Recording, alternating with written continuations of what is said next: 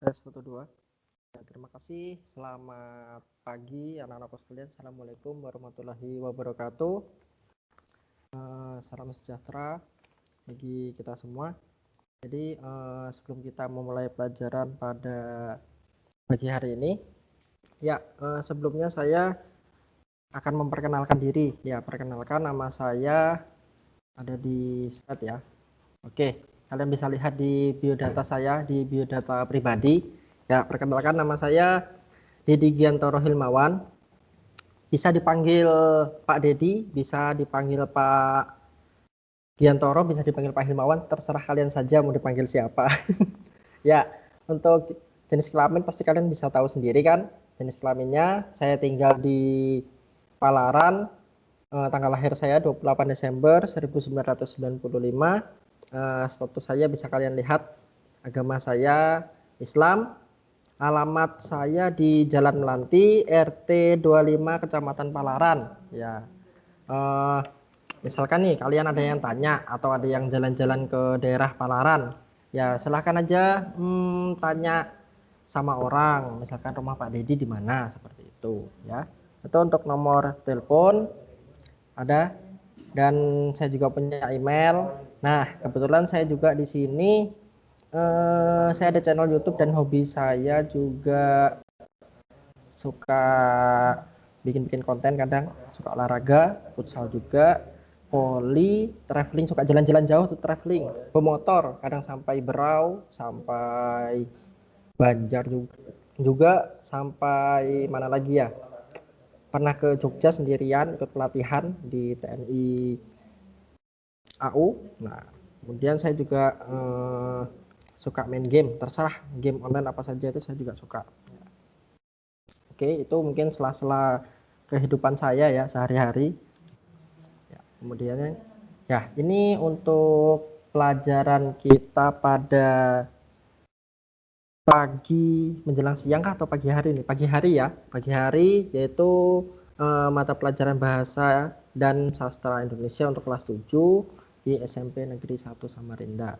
Ya, ini ada gambar rumah belajar, jadi kalian harus tetap safety ya di rumah, jaga kesehatan, terus utamakan juga untuk minum obat-obatan berupa vitamin, terus jaga jarak dari teman-teman dan juga dari keluarga-keluarga kalian semua. Semoga kita diberikan kesehatan dan keselamatan. Amin ya rabbal alamin. Ya. Ya, kemudian kita bisa masuk di materi yang akan saya sampaikan pada pagi hari ini, yaitu buku fiksi dan non fiksi. Ya. Jadi buku fiksi dan fiksi ini saya buat sendiri ya. Oke, saya langsung aja. Ya, persepsinya yaitu pertemuan sebelumnya kan kalian sudah membahas tentang teks laporan hasil observasi. Nah, di mana dari teks laporan hasil observasi itu kalian sudah bisa membuat teksnya, mempelajari, dan melakukan langkah-langkahnya ya. Jadi untuk pertemuan hari ini kita akan masuk ke materi buku fiksi dan non fiksi. Ya, untuk kompetensi dasarnya yaitu menemukan unsur-unsur dari buku fiksi dan fiksi yang telah kalian baca. Ya. Untuk indikatornya yaitu menentukan unsur buku fiksi dan non fiksi. Oke, untuk tujuan pembelajaran yaitu setelah menyimak materi buku fiksi dan non-fiksi, peserta didik diharapkan dapat menemukan unsur-unsur dari buku fiksi dan non-fiksi yang telah dibaca. Kemudian untuk materi pokok pada hari ini yaitu literasi buku fiksi dan non-fiksi, unsur-unsurnya akan kalian pelajari. Kemudian cara membaca buku dengan metode SQ3R. Apa itu metode SQ3R? Nanti akan kita bahas bersama-sama. Mungkin untuk penjelasannya sementara ya. Yang pertama, survei atau meninjau. Kita survei itu mungkin maksudnya kita bisa langsung terjun ke lapangan, kita melihat. Nah, question itu bertanya. Terus read itu membaca, kalian membaca bukunya. Kemudian ada riset atau menuturkan. Kemudian yang kelima, review atau mengulang kembali apa yang telah kalian lakukan atau apa yang telah kalian laksanakan ya. Oke. Ya, ini kita masuk untuk buku fiksi versus non fiksi ya, ceritanya seperti itu. Ya, kita masuk. Yang pertama yaitu literasi buku fiksi dan non fiksi. Ya, buku fiksi di sini ada pengertiannya, yaitu buku fiksi adalah sebuah buku yang berisi cerita atau kejadian yang tidak sebenarnya. Berarti kejadiannya berupa hayalan seperti itu. Nah, sedangkan untuk buku non fiksi adalah buku yang berisikan kejadian sebenarnya yang disampaikan menurut pendapat atau opini atau kajian penulis. Berarti ini bukunya fakta sudah sudah ada legalnya, ada legalitasnya. Yang kedua, dengan kata lain, buku fiksi adalah buku yang di dalamnya berisi cerita, rekaan, atau khayalan. Nah, sesuai yang saya jelaskan tadi, buku fiksi itu adalah buku yang berisi rekaan atau khayalan. Nah, contohnya pasti kalian kan pernah membaca novel atau pernah membaca buku-buku komik. Nah, itu sebuah rekaan atau khayalan atau sebuah cerita yang tidak mungkin lah ini ada di dunia nyata kita sehari-hari. Apalagi kalian yang suka baca komik-komik, mungkin seperti ada Doraemon, ada apalagi komik yang lainnya banyak ya, One Piece itu juga dan lain-lain. Nah, sedangkan untuk buku non fiksi itu adalah buku yang dibuat berdasarkan fakta dan kenyataan. Ini contohnya apabila kalian punya kakak atau saudara itu kalau dia kuliah kan dia itu biasanya bikin skripsi atau membuat skripsi ya seperti itu. Kemudian buku yang kalian pegang pada saat ini atau yang kalian bawa buku paket itu adalah buku yang fakta. Kemudian nah ini ada contoh dari buku fiksi dan buku non fiksi, ini bisa kalian lihat. Nah, ada beberapa jenis. Yang pertama, buku fiksi, buku cerita anak. Nah, ini menurut kalian ada yang bisa menyebutkan enggak kira-kira judul buku cerita anak itu apa aja? Ya, silakan. Ada yang tahu enggak buku cerita anak itu judulnya apa? Atau buku dongeng kah atau novel yang sudah kalian baca kira-kira buku apa? Saya lihat Pak jawabannya anak-anak apa. Yuk, silakan. Ya, silakan kalian tulis jawabannya di kolom komentar. Ini ya.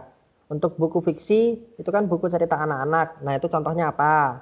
Misalkan ada yang tahu kah? Itu ceritanya ya. Misalkan buku cerita anak-anak misalkan atau buku dongeng atau novel yang pernah kalian baca atau fabel. Nah, fabel ini misalkan, Pak, saya pernah baca buku Kancil dan Buaya misalkan seperti itu. Atau buku ini Katak Makan Harimau atau balik ya. Ya seperti itu. Ada yang lain enggak? Putri Salju. Ya, ini dari siapa itu, Pak? Ya, Sally kelas 7J. Kemudian ada dongeng Kancil. Ya, dongengnya itu kancilnya sendirian kah atau ada temannya dia? Kemudian apa ada yang lain? Nah, itu contohnya ya, itu untuk cerita dongeng, fabel. Terus kalau novel tuh ya, novel itu biasanya banyak sih untuk model-modelnya dan judul-judulnya. Kemudian untuk komik, komik itu kan pasti kalian pernah lihat tuh dari animasi-animasi yang lain seperti Doraemon. Setelah Doraemon itu ada One Piece. Nah, itu banyak macamnya lah, yang suka baca komik itu pasti paham. Nah, kemudian kita langsung lari atau kita menuju ke buku non fiksi. Nah, seperti saya sebelumnya sudah bilang ke kalian atau sudah saya jelaskan, untuk buku non-fiksi ini contohnya yaitu buku pelajaran. Nah, buku pelajaran ini adalah buku yang kalian pegang pada saat ini. Apabila kalian membuka buku paket bahasa Indonesia, matematika, bahasa Inggris, dan lain sebagainya, itu adalah buku pelajaran kalian. Nah, untuk yang kedua, yaitu ada buku ensiklopedia. Yang ketiga ada buku esai, ada jurnal, ada buku dokumenter, ada buku geografi. Ini saya juga suka ini buku geografi tentang alam, tapi saya biasanya untuk buku geografi ini saya suka baca tentang ini keadaan bumi di langit-langit sana tuh yang ada antariksa, ada segala macam itu, dan teman-temannya, ada bintang juga. Saya suka sekali baca.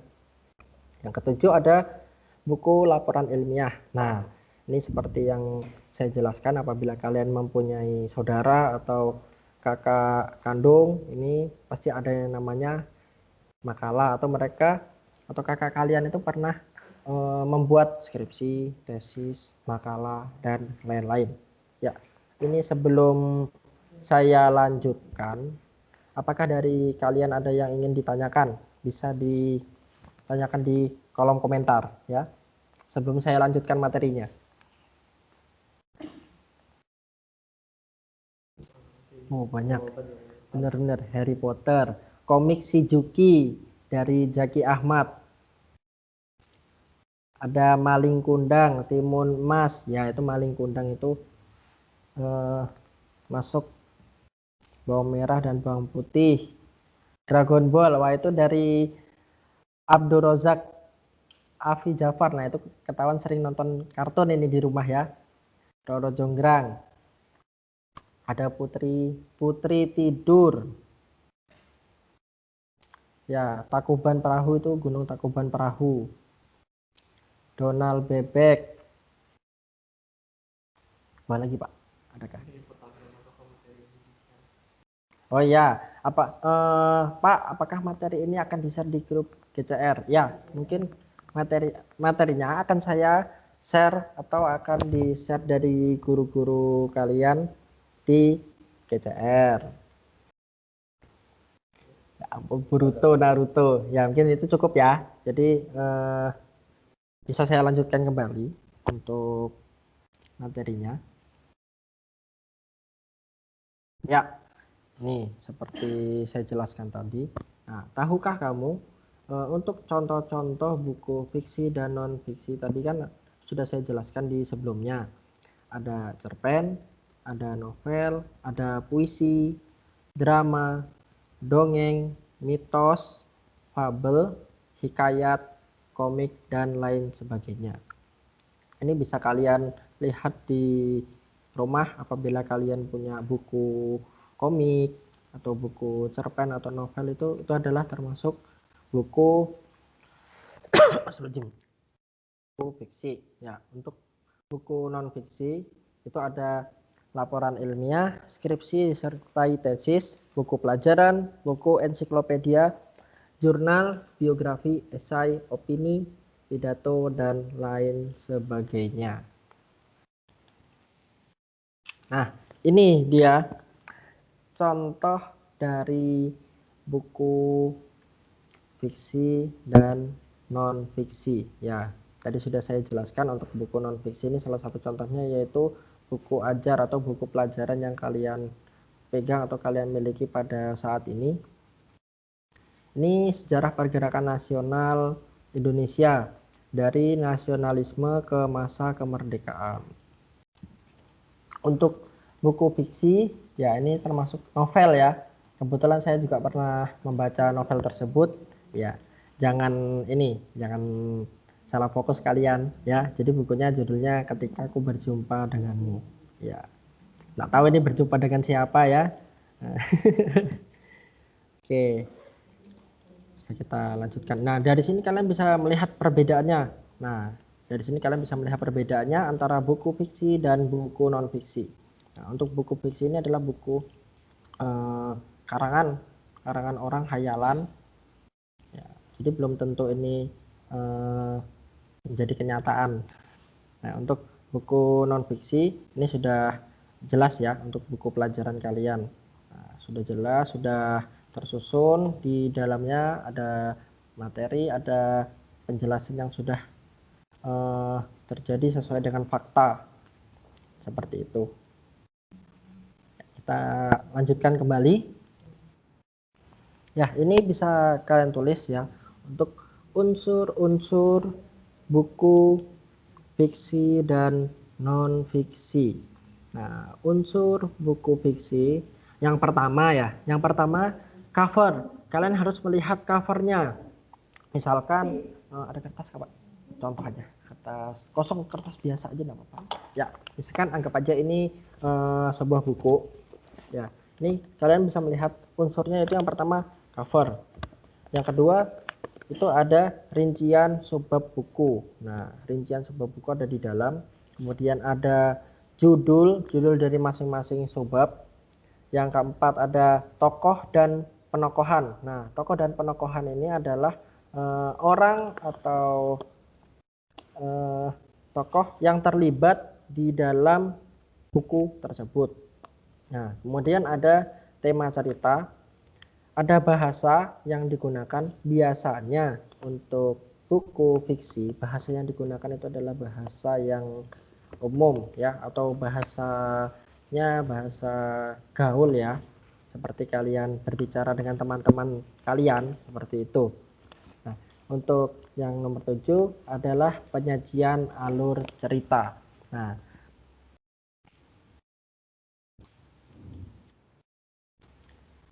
ini untuk unsur-unsur buku non fiksi itu sama, ada perbedaannya sedikit dari tadi. Dari buku fiksi, yang pertama yaitu cover buku masih sama, rincian subbab buku, judulnya, isi dari buku tersebut otomatis beda ya, berbeda dengan buku fiksi dan non fiksi itu pasti isinya berbeda. Kemudian cara menyajikan isi buku tersebut.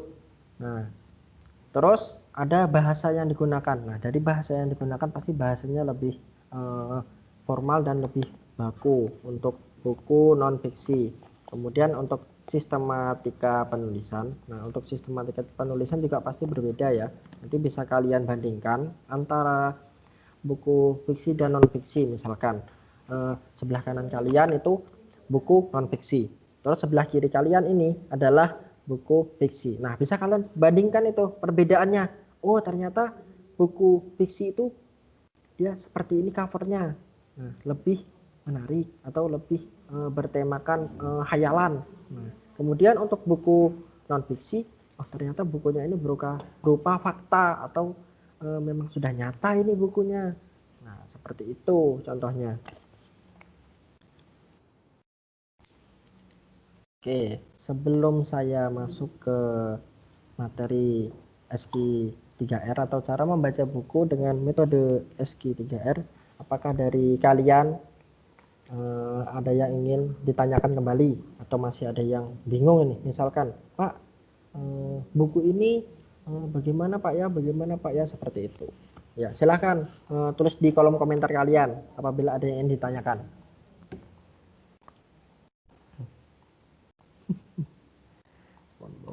One Piece, wah mereka cepat sekali kalau masalah buku fiksi karena sudah biasa kan. Ya, ada dari 7A. Pak, saya mau bertanya dari Muhammad Luki Safwan. Pak, saya mau bertanya untuk membuat cerita fiksi ya, apakah ada ketentuan tertentu? Nah, untuk membuat cerita fiksi, untuk ketentuan tertentu yang berlaku itu biasanya kamu mau membuat cerita fiksinya itu nanti apakah akan diterbitkan atau kamu membuat sendiri. Nah, kalau dari saya ya, itu kan ada sekarang aplikasi Wattpad. Nah, aplikasi Wattpad itu di dalam aplikasi tersebut kita bisa membuat sebuah novel atau membuat sebuah cerita atau membuat sebuah karangan. Nah, untuk membuat cerita tersebut biasanya kita juga melihat dari pertama alur cerita. Nah, kalian kan sering menonton tuh untuk film, misalkan film Doraemon. Nah, maksudnya dari alur cerita ini, apakah dia berakhir dengan sedih atau bahagia atau senang atau happy ending, kan bisa disebut happy ending. Kalian biasanya menyebutnya seperti itu, atau kalian bisa menyebutnya sad ending, itu berakhir sedih, misalkan seperti film-film atau cerita komik Korea yang suka Korea kalian. Nah, itu kan ada yang sad ending, ada yang berakhir happy ending. Nah, seperti itu. Jadi untuk penulisannya dari cerita itu kalian harus menentukan apakah itu dia nanti alurnya sad ending atau happy ending. Kemudian ke judulnya. Kemudian dari segi bahasa kalian, itu bahasanya juga kalian sesuaikan dengan orang-orang atau pembaca, gimana mereka itu supaya tertarik membaca ini sebuah karya kalian, seperti itu. Siapa tahu ya dari anak-anak sekalian ada yang berminat, misalkan Pak saya minat ini Pak bikin novel, atau Pak saya punya cerita kartun, ini saya bisa gambar Pak, ceritanya seperti ini, itu bisa dituangkan, nanti insya Allah bisa saya bantu ya, seperti itu. Bagus tuh untuk kedepannya, jadi kalian punya sebuah karya seperti itu ya. Ada pertanyaan lagi Pak? Bapak hampir mirip sama Pak Muhib. Belum ada ya, mungkin bisa dilanjutkan lagi ya. Ya, berapa menit ya. Oke, langsung ya. Untuk metode membaca SQ3R. Ya, metode membaca SQ3R dikemukakan oleh Francis P. Robinson pada tahun 1941 di Universitas Ohio, Amerika Serikat. Nah, telah mengembangkan sebuah teknik membaca yang dikenal dengan sebutan SQ3R. Apa itu SQ3R? Teknik ini bersifat praktis dan dapat diaplikasikan dalam berbagai pendekatan belajar. Menurut Sudarso tahun 1988, SQ3R ada pada prinsipnya merupakan singkatan dari langkah-langkah mempelajari teks atau buku yang terdiri dari 1. Survei, 2. Question, 3. Read, 4. Recite, 5. Review. Atau S-survey yaitu memeriksa, meneliti, atau mengidentifikasi seluruh teks tersebut. Langsung aja ya. Jadi, yang pertama yaitu survei atau prabaca adalah teknik untuk mengenal bahan bacaan sebelum bacaannya secara lengkap. Nah, dilakukan untuk mengenal susunan dari isi bahan bacaan yang akan dibaca dengan maksud untuk 1. Mempercepat menangkap arti. Jadi kalian supaya langsung paham artinya dari buku tersebut. Yang kedua, mendapatkan abstrak. Yang ketiga, mengetahui ide-ide. Nah, jadi isinya dari buku tersebut ya. Yang D, melihat susunan bahan bacaan tersebut. E, mendapat minat perhatian yang sama terhadap bacaan. Dan memudahkan mengingat lebih banyak dan memahami lebih mudah. Ya.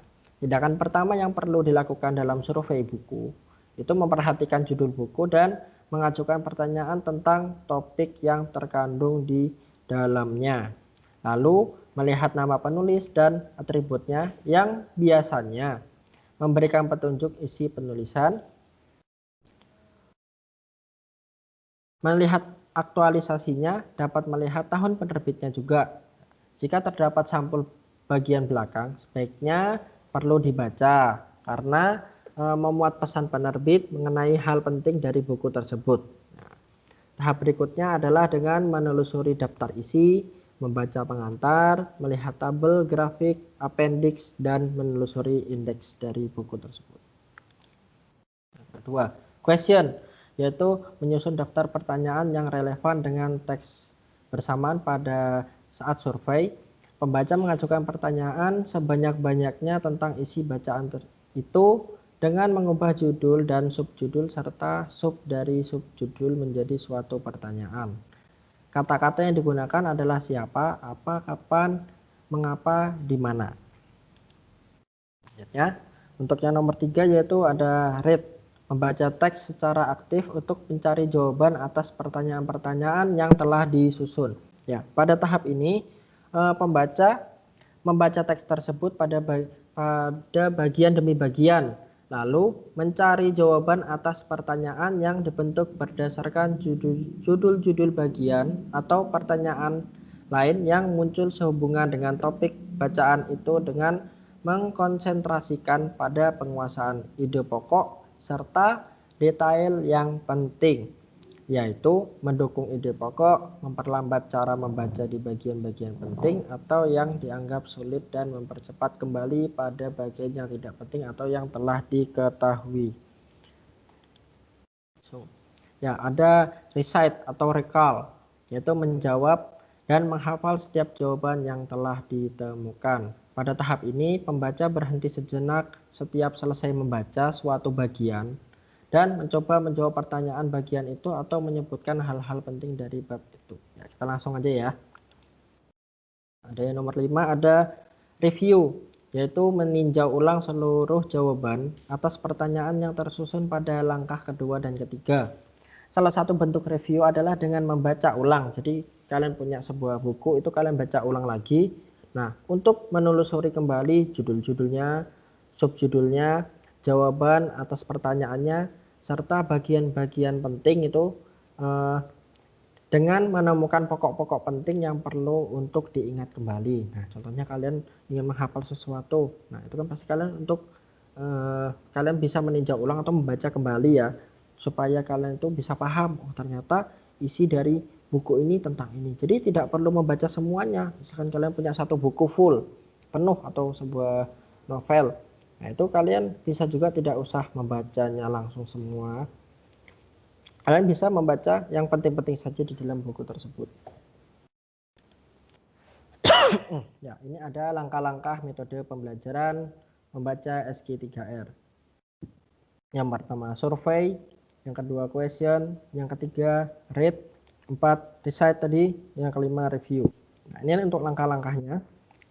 Nah, untuk survei, yaitu pada tahap survei, pembelajar memperhatikan judul dan rangkuman bab untuk menemukan persoalan dari bab tersebut. Hal itu untuk memberikan kerangka berpikir yang bisa digunakan untuk mengatur bahan yang dibaca. Sebelum melanjutkan langkah berikutnya, pastikan bahwa pembelajar mengerti tujuan bab itu dan apa yang hendak diajarkan. Sebaiknya penyelidikan dilakukan tidak memakan waktu lebih dari 1 menit. Nah, jadi kalau bisa waktunya itu kurang dari 1 menit ya. Dipelajari, mengenai gambaran pokok-pokok yang akan dipelajari, maka para pembelajar dapat dengan lebih cepat dan juga bisa menghubungkan pokok-pokok satu sama lain dengan baik. Nomor 2 ada question, yaitu untuk merumuskan pertanyaan yang berhubungan dengan teks bacaan untuk meningkatkan keingintahuan dan mengubah pembacaan para pembelajar menjadi tugas yang bertujuan menjawab tugas tersebut. Maksud dari tahap question ini, pembaca mengajukan pertanyaan yang belum dimengerti setelah melakukan tahap survei selesai. Tahap question dapat membantu pembaca yang kurang aktif dalam lingkungan kelas. Ada read, membaca keseluruhan dari teks yang dipelajari untuk mencari jawaban dari tahap sebelumnya. Pembelajar harus menggali bahan, aktif mencari hal-hal yang penting. Kunci dari tipe pembaca adalah selektif. Perhatian dipusatkan pada bagian yang paling penting. Membaca hendaknya tidak merupakan suatu perbuatan yang pasif, melainkan berupa perbuatan yang aktif untuk mencari jawaban atas pertanyaan-pertanyaan yang telah diajukan. Dan ada recite, yaitu setelah kalian melakukan tahapan membaca, maka tutuplah buku dan ceritakan kembali jawaban dari pertanyaan-pertanyaan yang telah diajukan. Nah, seperti kalian membaca sebuah komik, terus kalian bertemu teman kalian di sekolah, nah, pastinya kalian akan menceritakan kembali dari komik yang telah kalian baca tersebut. Tapi dengan menggunakan kata-kata kalian sendiri. Tapi inti dari tidak melepas inti dari cerita di komik tersebut. Ya. Kemudian ada revive, Setelah menyelesaikan seluruh tahapan, maka ulangi semua pertanyaan tersebut sekali lagi dan jawablah dengan kata-kata sendiri. Ya. Nah, ini ada untuk cara membuat rangkuman, ada langkah-langkah yang harus dilakukan dalam membuat rangkuman buku fiksi maupun buku non-fiksi itu ada 4. Ya, yang pertama membaca teks asli atau mendengarkan naskah yang dibacakan. Yang kedua menentukan ide pokok dari setiap paragrafnya itu. Yang ketiga menulis rangkuman. Yang keempat membaca kembali rangkuman yang telah dibuat. Ya, ini sebelum saya masuk ke tugas, apakah dari anak-anakku sekalian ada yang ingin ditanyakan kembali? Ya, mengenai buku fiksi dan non fiksi ini kita perkenalan buku fiksi dan non fiksi, perbedaan buku fiksi dan non fiksi sudah kalian simak tadi, terus unsur-unsurnya sudah saya jelaskan, kemudian untuk perbedaannya sudah jelas ya untuk buku fiksi dan non fiksi. Nah, ada contoh-contohnya, silakan. Nggak ada ya, cukup karena kurang 5 menit lagi mau ulangan. Ya, jadi tugasnya ya, untuk tugas bacalah 5 buah buku. Kalian cari 5 buku.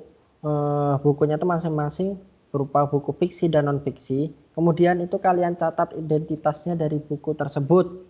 Ya, seperti judul, penulisnya siapa, pengarangnya, penerbitnya dari mana, jumlah halamannya ada berapa. Nah, kemudian kalian jelaskan secara ringkas buku tersebut. Jadi tidak usah semuanya dijelaskan, mungkin bisa 1 atau 2 paragraf, yang penting inti dari buku tersebut. Nah, misalkan ceritanya Doraemon pergi ke luar angkasa. Nah, jadi pada suatu hari Doraemon dan Nobita pergi ke luar angkasa dan bertemu dengan penjahat dari alien. Nah, kemudian mereka bertarung dan dimenangkan oleh Nobita. Nah, seperti itu kan langsung simpel saja. Nah, itu. Jadi inti dari buku tersebut. Seperti itu. Ya, untuk cara mengumpulkan tugasnya, kalian bisa ketik di Word, terus kirim di WA. Nah, bisa juga difoto, kirim ke WA. Bu, apakah Nah, ini juga bisa nanti untuk tugasnya ini akan dimasukkan di GCR. Kalian juga bisa mengirim tugasnya di situ. Bisa di situ, Bu ya? Ya, bisa di situ. Ya, bisa juga di WA berupa foto atau berupa eh, tulisan teks ya. Yang jelas tidak mempersulit kalian untuk mengerjakan tugas tersebut. Ya. Terima kasih. Ya, terima kasih sekian untuk pembelajaran pada pagi hari ini. Eh, saya ucapkan salam kenal untuk anak-anakku sekalian. Ya, apabila kalian bertemu saya di jalan atau eh, kalian bisa bertanya-tanya lewat WA, Pak, apa kabar? Nah, itu silakan ya. Saya enggak masalah, saya welcome aja sama kalian.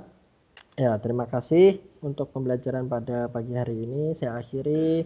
Assalamualaikum warahmatullahi wabarakatuh. Tetap jaga kesehatan, safety buat kalian semua. Eh, Selamat belajar dan selamat menjalankan aktivitas pada pagi hari ini.